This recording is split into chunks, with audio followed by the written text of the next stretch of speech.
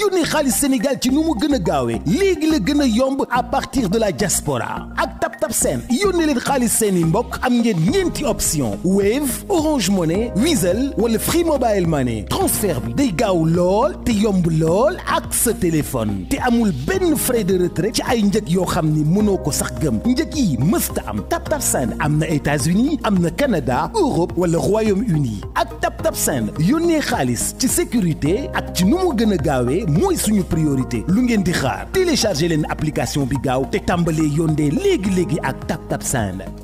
di sant yàlla bu baax a baax ci di julli ci yonent bi heure yi sax daanu fekk may live mais damay def benn live solo d'urgence ndax dafa am affaire yoo xamante ne bëggoon naa ko leeral as tuut waa jàmm rek la dafa am na ñu seetaan léegi nii mais dama jàpp ni njumte mi ngi ciy am ba pare suñ deful nàkk dinañ tarxiis jëm ci li nga xamante ne moom mooy le déni bëgguma wax nag waxi soxor parce que jàpp ma ne nit ñi soxor lañu waaye ñàkk nangu ak di critiquer pour critiquer waaw parce que tey moom dama nuyu bu bari dinaa leen nuyu yéen ñëpp def ko live bu gàtt rek di leen ñaanal jàmm te di ko sàkk ci yéen dama seetaan léegi nii Alburax bi ma ko seetaanee gis ñuy wax ci Lutte TV Awards yi TapTap Send bien sûr vers la fin dinaa si ñëw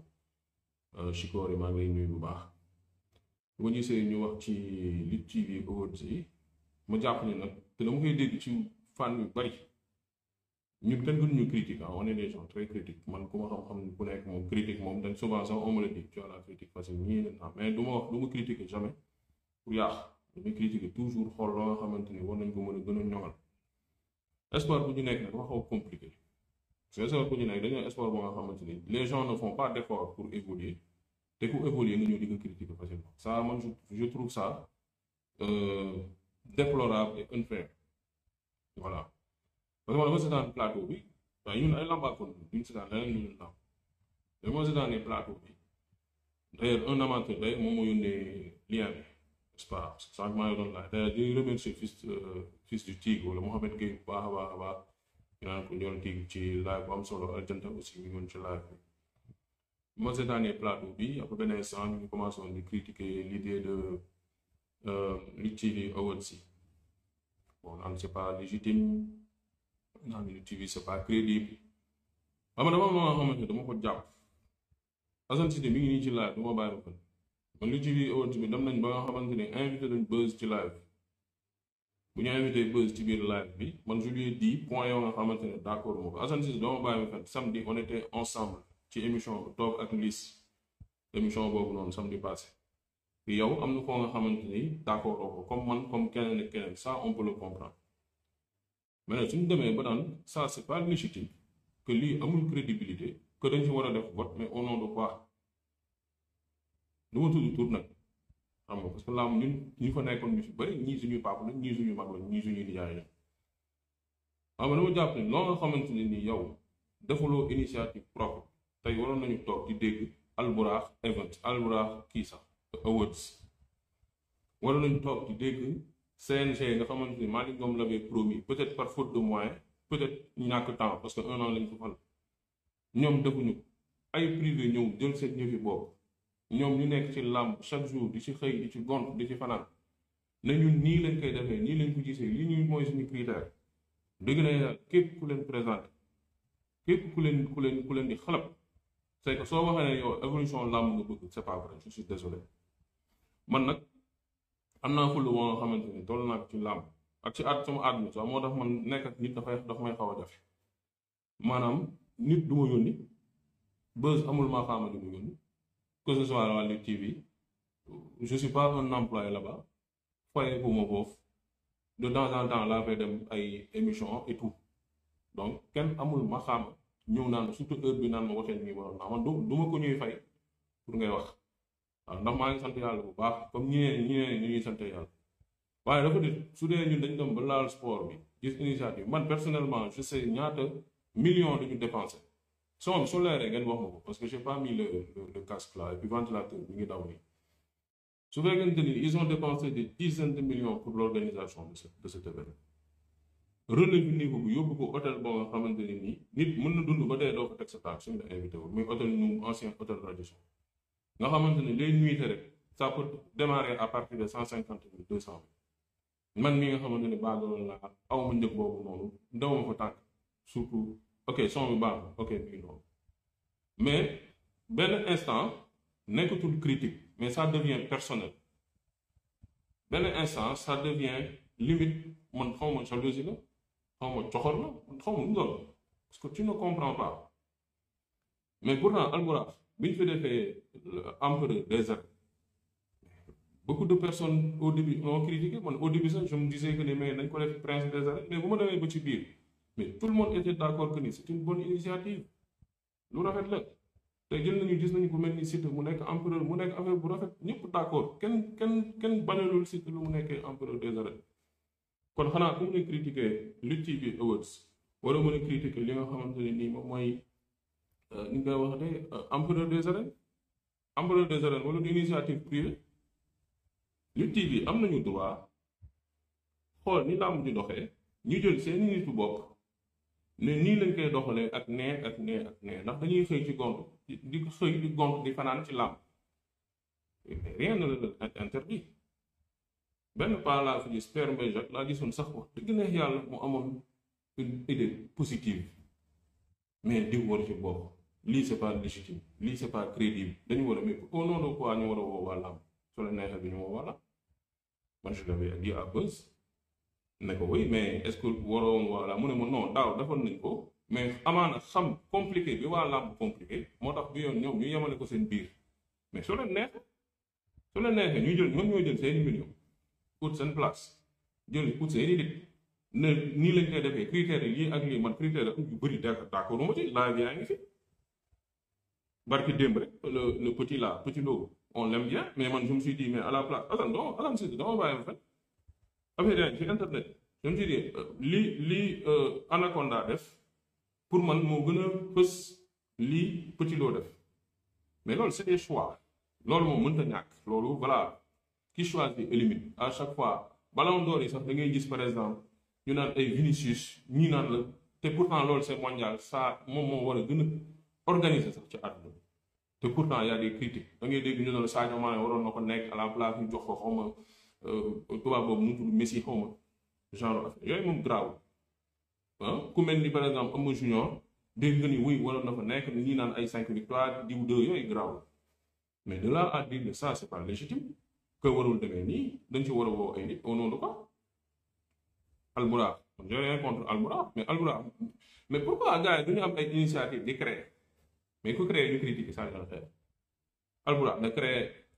Lutte TV wala Albourakh Events man dama jàpp ne sax patron Albourakh xanaa suñ doon xeex su fekkante ne nii c'était pas kii mais pourquoi kon critiquer wuñu le fait que Baye Ndiaye nekk foofu wala boobu loolu bokkul ci critique yi te ñun ñëpp xam ne ni Baye Ndiaye moo na rek le meilleur promoteur loolu y a même pas de doute mais su fekkante ne à chaque fois xam nga on tire vers le bas on n'essaie pas de faire évoluer te ñooñu ñooy toog naan la ñun ñoo gën a xam làmb ñun dañoo xam yàgg ci làmb di wax kii te duñu créer dara loolu ñun ñu koy naxaru voilà su làmb avancé wul rek genre maanaam nekk seen benn carcan nekk si benn genre prison seen biir xel moo tax mënuñu def dara da nga gis ni koo nga xamante day yàgg ci làmb tout simplement parce que tudduñu turam mais xalab sànni xeer critiquer mais finalement honnêtement man je me dis que c'est de la méchanceté qu'on se dise les vérités quoi c'est de la méchanceté Lutte TV ils ont le plein droit comme yeneen groupe ni ñu amee droit yeneen groupe yëpp ils ont le droit ñëw def seen meilleur truc ni ko ANPS doon defee mais moo gën a grave foofu wala ñu fi fekk ñu fi ni ANPS doon organisé c'était un travail bâclé c'était basé sur rien tu vois nit ñi xam nañ doon toog il ne se cassait même pas la tête dañu doon jël roi des arènes rek quel que soit yeneen kii yi ñu meilleur lutteur pare nañ si mais bii au moins soo xoolee da nga xam ne nii oui il y a des choses yoo nga xamante ne des na on est d'accord mais quand même am na yoo nga xamante ne c'est bien structuré il y a des sous-groupes chroniqueurs yi sax ñun chroniqueur on est d'accord mais ñëpp xam nañ ni chronique mooy lan suñu waxee chronique làmb on va l'adapter un peu même man ce terme j'étais pas tellement d'accord mais ku ne chronique làmb automatiquement ñun suñu xel xam ne si ñan lay def meilleur lutteur pareil man j'avais dit que ni Siteu une victoire une défaite normalement waru ko nekk mais ñoom ñoo andi seen argument teg mais après loolu lañ si mën mais quant à dire que ça c'est pas légitime quant à dire que ni lii kii wut te yow tegoo ko dara tout le temps di critiquer nii tu ne fais rien non mais attends franchement soo nekkee ci honnêtement quand tu es dans un groupe au lieu que ngay xas beneen groupe bi yow fexe yow sa groupe ni ngeen di organiser mbir ñaata mbëru Albourakh la waa Lutte TV te ñoo ñaar ñooñu ils sont en collaboration dëgg nañ yàlla ñaar ñooñu non c'est-à-dire Albourakh ak Lutte TV ils sont en collaboration critique d'accord mais am na yoo xamante ni nekkutul critique c'est personnel da ngay sentir ni nit ki di waxee da ngay xam ne lii c'est des attaques personnelles en fait je vais profiter de ce micro pour dal ci kaw ñee am na benn pas bu nga xamante ni mais on s'en rappelle mais amul lu moomul bës man bës personnellement on a eu des soucis buñ jubóo yàgg n'est-ce pas mais du tee ñu am benn grandeur d'esprit hauteur te pourtant ay xale lañu par rapport ak ñe suñu gisante dañuy toog waxtaan affaire demee noonu suñu waree liggéey dañuy liggéey suñu waree am ay projet dañu am ay projet mais gisuma en toute honnêteté yu bëri ñoom moom ak ñu mu àndal bokk pour ne pas dire bi andi nañ ko ci làmb ji suñ ko bàyyee woon ci maa xam làmb ak damaa yàgg ci làmb suñ ko wallahi asim suñu bàyyee woon ñooñu di wax naan ay damaa yàgg ci làmb ak maa ngi doon seetaan ay barabara ñooñu ñoo tardé làmb yóbbuñu làmb ji fenn amul benn innovation boo nga xam ne dañ koo def mais Lutte TV boo xam ne suñu ñu ko andi plateau teg nga gis gars yi créé plateau teg bu ñu andee pay-per-view teg nga gis ñeneen ñi ils ont essayé le pay-per-view ils ont échoué et plein d'autres choses mais am na benn pas man du ma turam nekk lu woon ci plateau bi nag pour mu leer mais c'était des attaques personnelles tu sens que ça c'est téléguidé c'est télécommandé affaire MMA il profite di wax di xas man pour man du seen cër waaw pour man vraiment rafetu de toute façon comme ni ma ko waxee tu vois man damay rafetlu toute initiative positive ci làmb damay ànd ak yow ak fu mu mën ci demee waaye man du ma nangu ñu cadre ba fenn naan ma ay fii je suis tellement jaloux dama liberté kenn du ma xalaatoo kenn du ma wax loo mais nag dañoo am benn rôle suñu gisee loo nga xamante ne jàpp nañu ni jaarul suñu gisee jàpp nañu lii ay kortank la xam nga suñu gisee ne que nii y a une cabale qui ne dit pas son nom teinté de méchanceté mais dañuy taal suñu laaj ñu dénoncé ko waaye ñu dénoncé ko après nag qu'advienne que pourra lu nit wax lu waay wax boppam waaw mais man fi ma gën a kontaane foofu laay terminer je sais que nii ñii seetaan émission yi ñii seetaan la nga gars yi nekk ci commentaire yi nii man je fais très attention à waxuma nag pour wax li leen neex parce que man tout le temps ñu critiquer man tout le temps ñu saaga ma ak parce que loolu ak làmb ñoo ànd loolu sax da lay endurcir parce que làmb moom soo ragalee ay critique ay saaga ak doo ci ne waaye ñooñu noonu aussi dañoo am xel y a des gens très intelligents bu ñu fooyee intelligence su nit